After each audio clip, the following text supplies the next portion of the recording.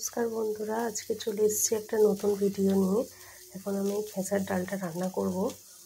কড়াতে আমি তেল, পাঁচফোড়ন আর শুকনো লঙ্কা দিয়ে এর মধ্যে পেঁপে আর মূলো দিয়েছি। দেখতে এখন নাড়াচাড়া করে নিচ্ছি।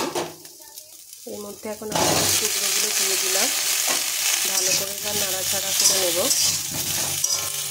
এর মধ্যে খেসার ডালগুলো দিয়ে দিলাম,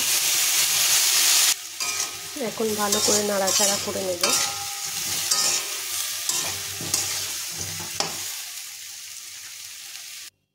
এখন এর মধ্যে জল ঢেলে দেব।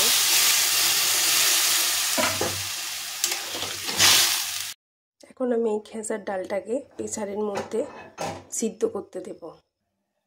ডালটাকে আমি প্রেসারের মধ্যে ঢেলে নিয়েছি। এর মধ্যে আরেকটু জল দেব। এখন এর মধ্যে একটু নুন দেব, দিয়ে এবার সিদ্ধ করতে দেব।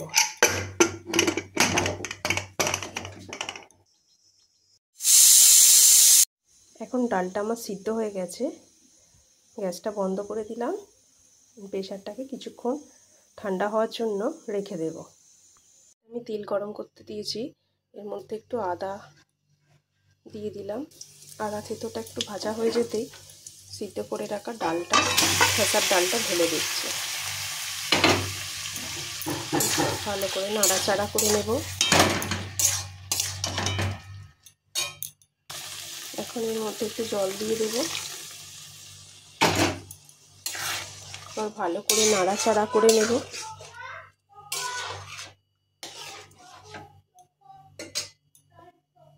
এখন এর মধ্যে একটু ভাজা মৌরি গুঁড়ো দিলাম।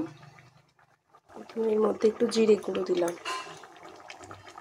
এরপর ভালো করে নাড়াচাড়া করে নেব। এর মধ্যে একটু মিষ্টি দিয়ে দেব।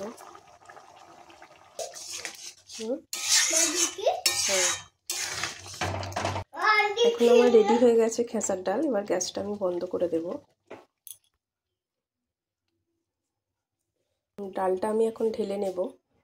খুবই সহজ পদ্ধতিতে খেসার ডাল কিভাবে রান্না করলাম, স্কিপ না করে পুরো ভিডিওটা দেখে নিন। এখন আমার রেডি হয়ে গেছে খেসার ডালের এই রেসিপিটা।